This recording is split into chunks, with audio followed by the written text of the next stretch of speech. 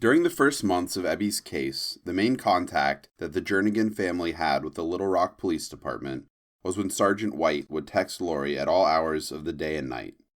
He would accuse her of covering for Michael and baselessly accuse Michael of being abusive towards Ebby. They tried to talk to Detective Williams as well, and he assured them that he was working overtime on the case. However, when Lori asked him why he hadn't done something as simple as to try to get a hold of the phone records for the boys accused of being involved in Ebby's assault, he cryptically told them that he was under no obligation to tell them the truth. Hi, I'm your host, Zach Williams. Welcome to Compulsion.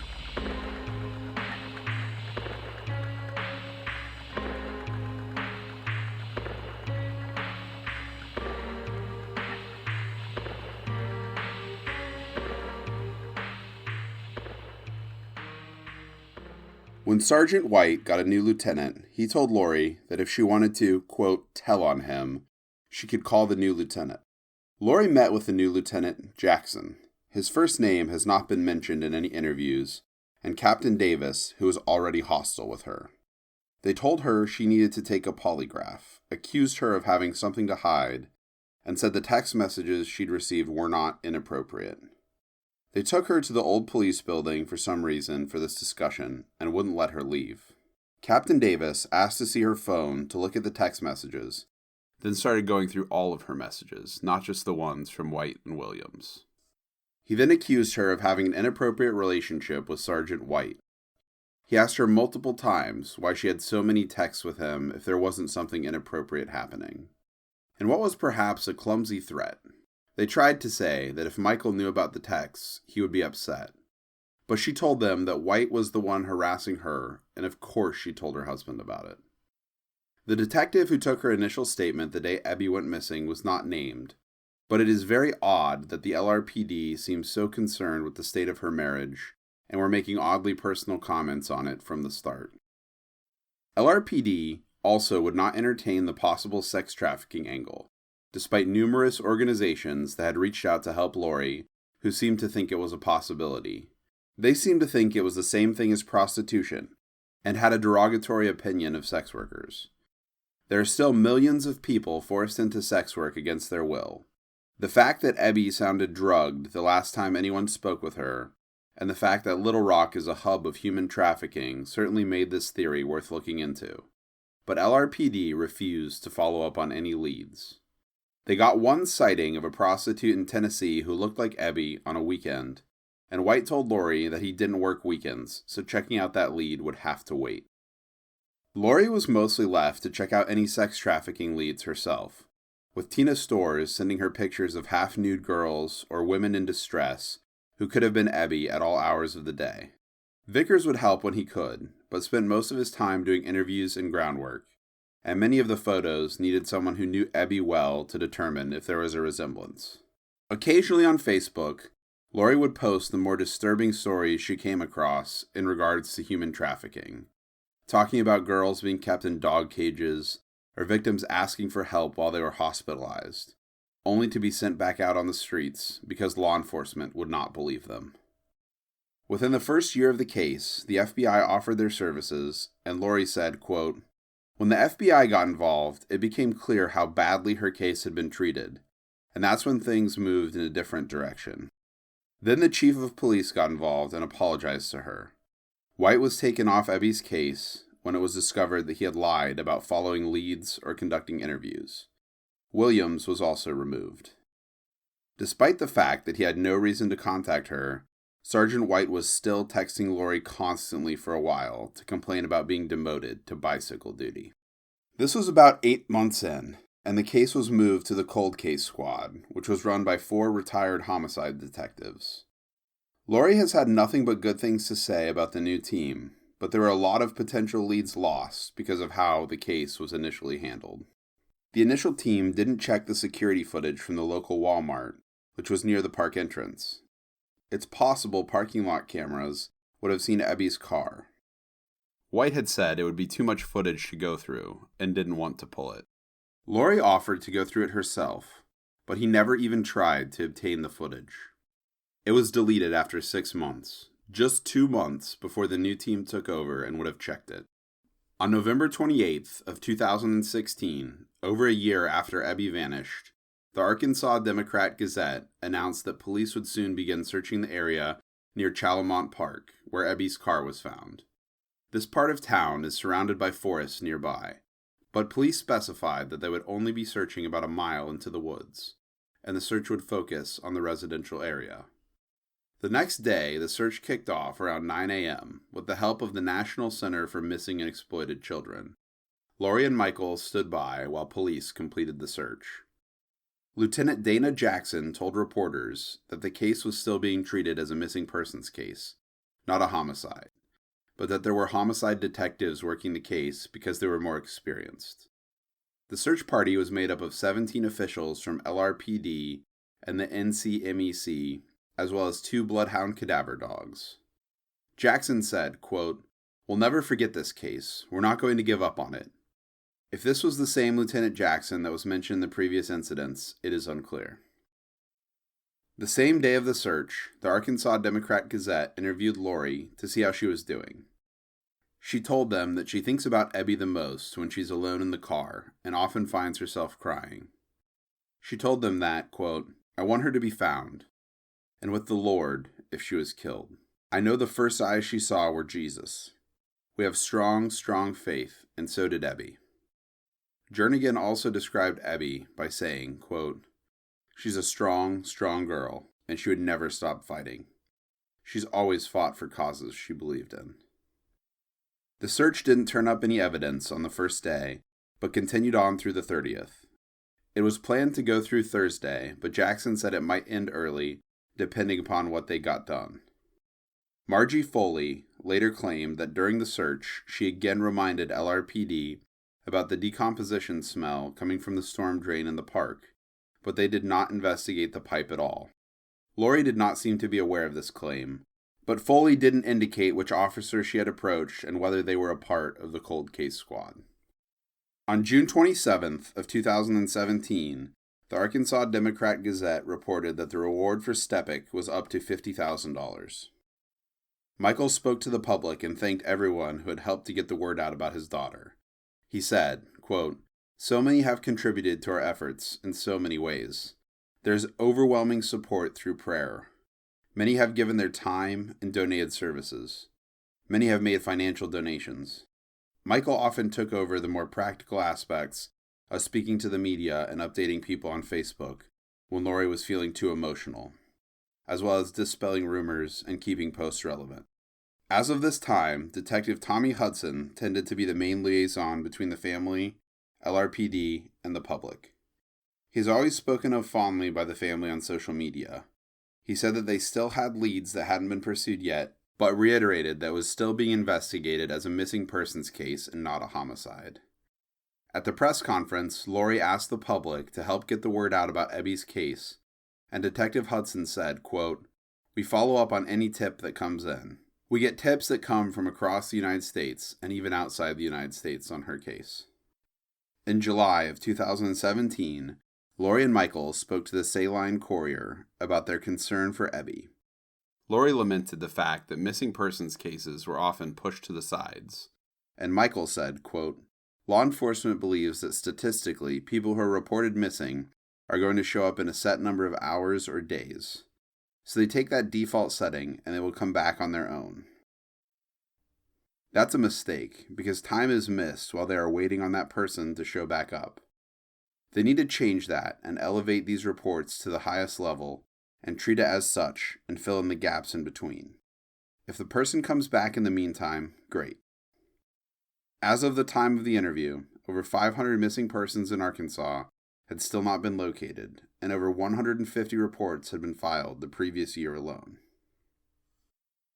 In the fall of 2017, Vickers resigned due to health reasons, which is when Lori contacted T.J. Ward.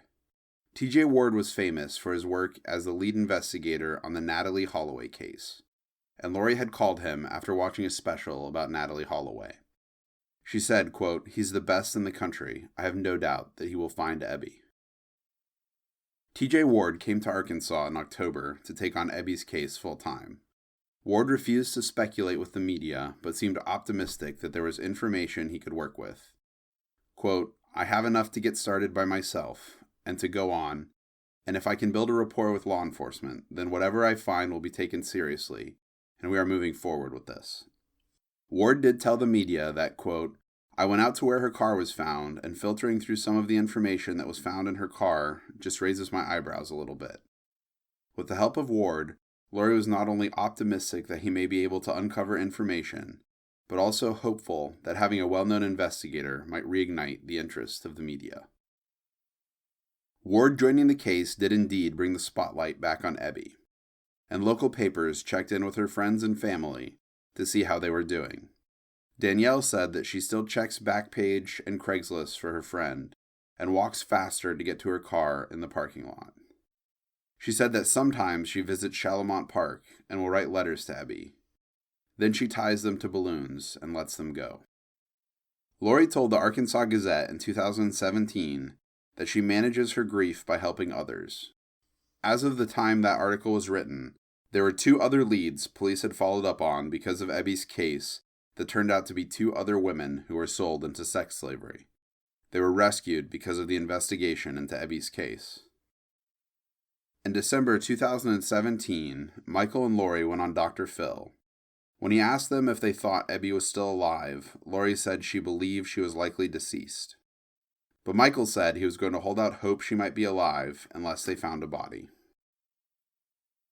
On December 13th, 2017, Ebby Steppach, Ebby's grandmother, wrote a letter to the Arkansas Democrat-Gazette and talked about how they couldn't really focus on the holidays anymore. She said, quote, Joy is relative to us. We are not the family that can truly rejoice, no matter the season. While others worry over gifts and meals, we spend every minute quietly working for and awaiting the return of our granddaughter, Ebby Steppach. I watch every young woman that I pass, and the pain is great, but we walk on. On February 3rd of 2018, Laurie posted on Facebook, quote, I came home today and my first thought was, I need to call Ebby and ask what time she'll be home tonight. Just a regular thought I've had a million times. But then came the sad reminder she's not here anymore. Ebby, I may not hear your voice today, but I will see you again. I love you more than life itself. You are desperately missed, sissy. We came across the 430 bridge earlier, and I was reminded of our game Ocean or Lake we played going to school. I can hear you calling or running to me, Mom, guess what happened? I miss you pinching my cheek and saying, You're so cute, Mama.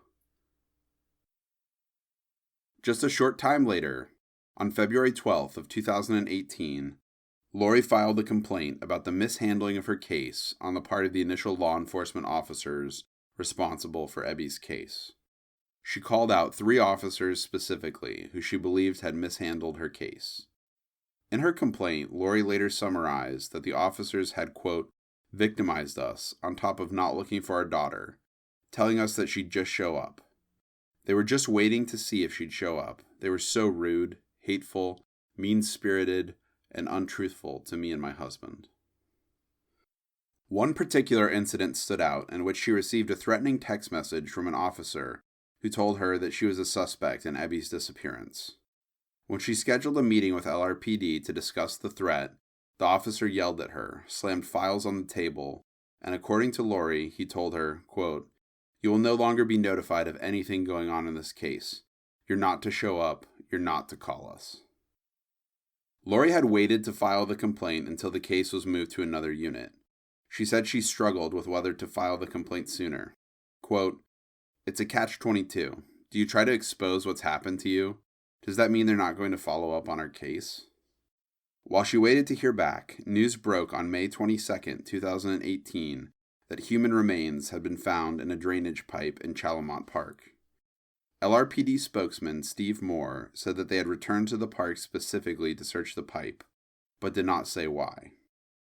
City workers assisted in digging up the pipe, and they found the remains around 10:30 a.m. City workers raised the pipe out of the ground while onlookers watched from behind police tape.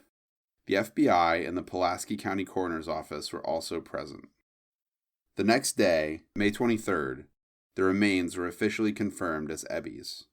LRPD said the state crime laboratory had made the confirmation, but they did not release the cause of death. They were able to make the identification so quickly because of Ebby's jewelry.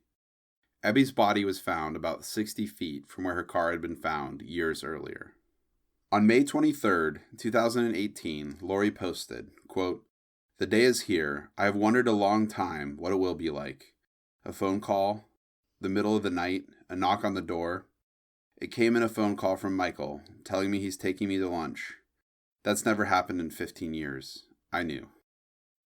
Hudson claimed in a public statement that cold case investigators had decided to follow up on searching the pipe because of one of many theories they'd come up with in regards to her disappearance. They decided to search the storm drain because they thought it could be important if something had happened to her near where her car was found. He said they'd initially sent robots into the drain with cameras. The robots went in on both sides of the drain opening and found 2 obstructions. Hudson said, quote, "Neither one of these obstructions were human remains, but they piqued our interest that we had an obstruction from 70 feet from the top, from 130 feet from the bottom." They also found some kind of, quote, "new evidence," but didn't release what that evidence was. Hudson was not aware of the previous tip reported by Foley, and later seemed skeptical that someone would be able to smell decomposition from the way the storm drain system was set up. Ebby's family spoke to the media. Her family thanked everyone who had helped in the search and expressed their gratitude that Ebby's life had touched so many people. In the years since she'd been gone, they'd been using Ebby's story to speak out and raise awareness about human trafficking. The family's statement, released on the 23rd, said, quote, "It is only fitting that the search to find Ebby has sparked open conversations and brought a heightened awareness to missing children and young adults. The existence of sex trafficking, along with the need for improved policies and processes within the law enforcement community in these areas. Her story has touched many in ways that she could not have ever imagined." The family's statement ended with, quote, "God answered the family's prayers to find Ebby." On May 25th, the police told the media that Ebby's case was now being treated as a homicide as they awaited the autopsy results, and it would continue to be treated as a homicide unless the autopsy gave them any reason to change that. Her family said that even though her case was being treated as a homicide, they hoped it would continue to raise awareness for human trafficking. The family had spent countless hours following up on leads and sightings of Ebby in connection with human trafficking, and it had made them very sympathetic to the victims of it. Tommy Hudson seemed optimistic in light of the new evidence that they might be able to bring some kind of justice for Ebby. He told the media, quote, "We know that there are people out there that have information about this case. We're asking those people to come forward." Ebby's celebration of life ceremony was held on May 26th at Christ Community Church. At Ebby's funeral, speakers talked about the attention and resources that Ebby's case had brought to other missing people, and her family asked that instead of flowers, those wanting to show support should donate to a suggested list of organizations that help fight against human trafficking. Ebby's friends from school told stories, and a slideshow of pictures showed her spending time with her nephew and searching the beach for seashells on different vacations as she grew up. Danielle reminisced about taking long drives together and singing along, sometimes poorly, to the radio. Ebby's sister Harris said that she hoped that finding Ebby's body would bring some closure, and said, quote, "It's a resolution, and I hope a year from now I sleep easier than I did a year ago." Tim Lundy, Ebby's pastor, asked everyone to write down one word that they thought described Ebby. And some of the more popular choices were happy, sassy, and loud. Several attendees wore Ebby's favorite color, purple, instead of black. Ebby's father, Peter Steppach, read a letter he'd written for Ebby that ended with, quote, "As I close the last love letter from a dad to his daughter, I need you to know that it was an honor to know you, to spend time with you." On May 27th, the Arkansas Democrat Gazette wrote a reflective piece on the case so far. Ebby's mother talked about looking through Ebby's old notebooks and finding an entry that discussed Ebby's goals. She'd written, quote, "I want people to know about my story, even after I die," and went on to talk about how she wanted to make the world a better place. Michael told the paper, quote, "I want the events that we've gone through and the way her life has ended and everything that we've gone through since then to impact others." He remained cautiously optimistic that Ebby's case was on the way to being solved. May 31st was the first time that Margie Foley's tip about the storm drain where Ebby's body was found was mentioned in the media. LRPD declined to comment and would not release the phone records of Foley's call, saying it would interfere with an ongoing investigation. Then Lieutenant Michael Ford said the system automatically erases calls after 30 days anyway. Margie told the media about how close Ebby and Kaylee had been, and said that Ebby had even stayed with them for a few weeks back in 2015. She said, quote, "It just makes me physically ill, thinking that that girl that I had in my home, had taken in, was decaying down there. And that's what I smelled, and nobody did anything. They just left her there." However, because Michael and Lori were never made aware of this tip, it's possible that the story was fabricated, as the reward for information about Ebby was still at $50,000. It was not mentioned in any media about any previous searches, even when Lori went public about the police department harassing her and failing to follow up on leads. Lori told the media in regards to Foley's claim that she was upset to learn about the tip, but didn't have any comments specifically. She was still processing everything. She said, quote, "I thought for a long time she was deceased. I was totally shocked and still am shocked that she was there, just 50 feet from her car. It's heartbreaking. I'm pretty angry about that." She said she of course had questions for the detective who'd initially mishandled everything, but didn't really think they would be answered. She said that one of them was, quote, "Why didn't you want to find my daughter?" On June 17th of 2018, Lori posted, quote, "Thank you for remembering us. We struggle with what to do with this page. A memorial page to read and remember Ebby, the struggles, sadness, encouragements, and prayers from all of the last 2.5 years. But I can't close this page yet. Every post written with love from followers we know, but mostly from those we don't know. I read your words and feel how special Ebby was, and reminded how much her life matters. I need this. Our family needs this. So for now, this page won't change. I will post updates on the investigation as it moves closer to finding those responsible for killing Ebby. We're all in this together. Thank you." On September 11th, 2018, Lori told the media that LRPD had finally responded to her complaints. They sent her a letter that said there was not enough evidence to show that the officers were, quote, "rude and unprofessional during your contact with them, and that they were dropping the internal investigation." In her report, Lori had submitted recordings of her interactions with the officers in question, as well as text message and email records, and the contact information for witnesses who could substantiate her claims. Lori said that the officers she'd filed complaints about were no longer working major crimes. Despite this, the letter she received assured her that a, quote, "thorough investigation had been done into her claims." At the time the news broke, Lori said that she wasn't sure if she was going to try to request a review of the investigation into whether her case had been mishandled. On November 4th of 2018, a small crowd met at Ebby's Memorial in Chalamont Park to look at a Japanese maple tree and a plaque that had been added to her memorial. The plaque read, quote, "In loving memory of Ebby Jane Steppach. She loved fiercely."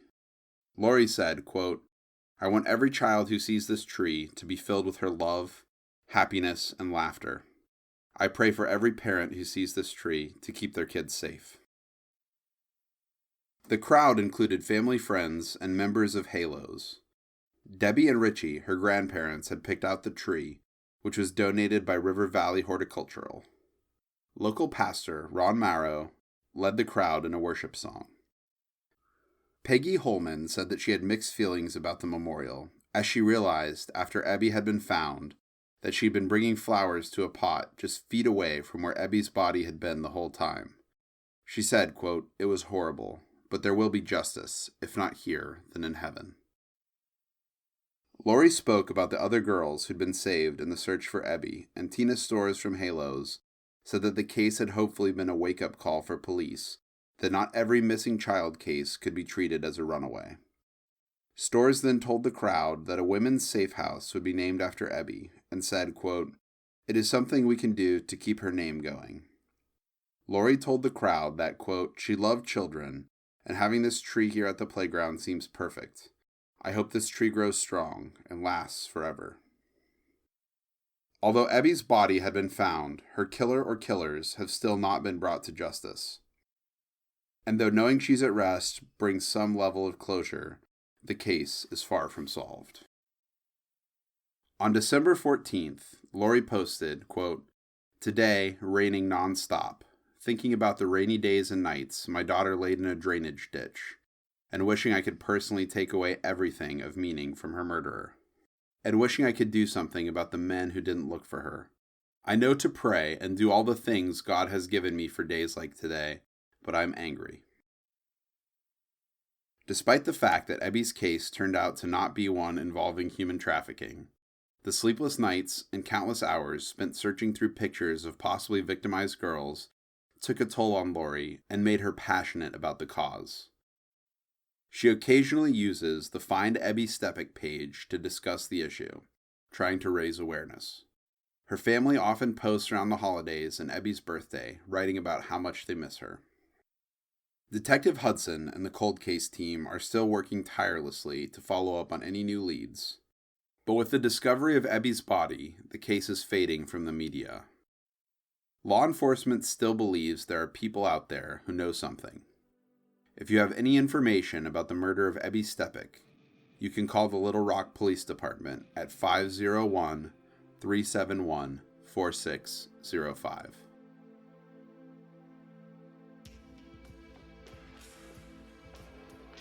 Music is provided by Hexsystem. Major sources for this episode include The Vanished and the Arkansas Democrat Gazette. This episode is sponsored by Harvard Wisdom, a new publication by Sunha Paul Kim, sharing the collective wisdom of over 170 Harvard graduates. For a full list of sources, as well as links to our contributors and sponsors, please see our show notes. Follow us on Twitter or Instagram for our latest episodes and news. See you in 2 weeks.